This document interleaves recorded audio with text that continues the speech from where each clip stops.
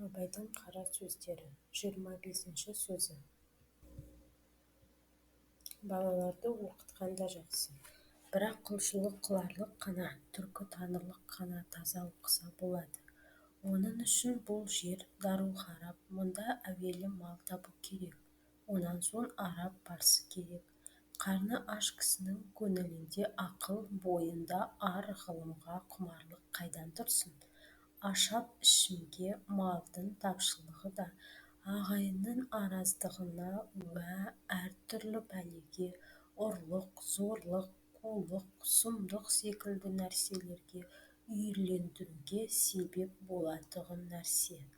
Мал тапса қарын тояды, онан соң бүкіл білім түгіл өнер керек екен. Соны үйренейін, не балама үйретейін деп ойына жақсы түседі. Орысша оқу керек, хикмет те, мал да, өнер де, ғылым да бәрі орыста тұр. Зарарынан қашық болу, пайдасына ортақ болуға тілін, оқуын, ғылымын білмек керек. Оның себебі олар дүниенің тілін білді. Мұндай болды. Сен оның тілін білсең, көкірек көзін ашылады. Әрбіреудің тілін, өнерін білген кісі оныменен бірдейлік дағуасына кіреді. Аса арсыздана жалынбайды. Дінге де жақсы білгендік керек. Жорғалықпен көңілін алсам екен деген надан әке-шешесін, ағайын жұртын, дінін, адамшылығын жауырынынан бір қаққанға сатады. Тек майордың күлгені керек деп ашылса да қам жемейді. Орыстың ғылымы, өнері, дүниенің кілті. Оның білгенге дүние арзанырақ түседі. Ләкин осы күнде орыс ғылымын баласына үйреткен жандар соның қаруымен тағы қазақты аңдысам екен дейді. Жоқ, олай ниет керек емес. Малды қалай адал еңбек қылғанда табады екен, соны үйретейік.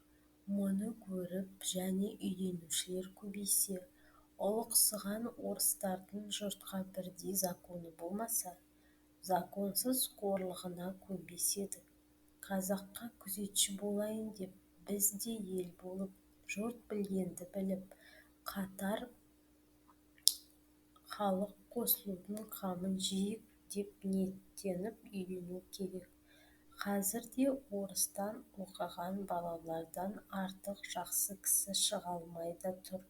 Себебі ата-анасы, ағайын-туғаны бір жағынан бұзып жатыр. Сөйтсе де осы оқыған балалар, ана оқымаған қазақ балаларынан үздік, озық. Не қылса да сөзді ұқтырса болады оларға. Жақсы атаның балалары да көп оқыған жоқ. Қайта кедейдің балаларын орысқа қорлап берді.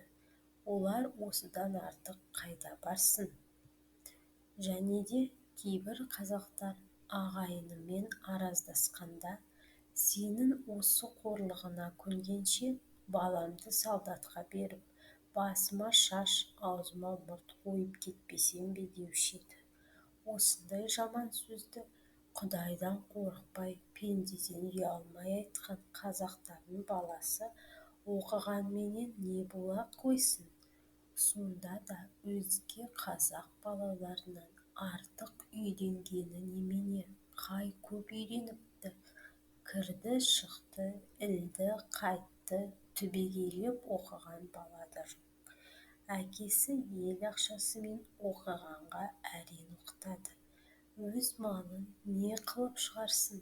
Турасын ойлағанда, балаңа қатын әперме, енші берме, барыңды салсаң да балаңа орыстың ғылымын үйрет. Мына мен айтқан жол малаяр жол емес.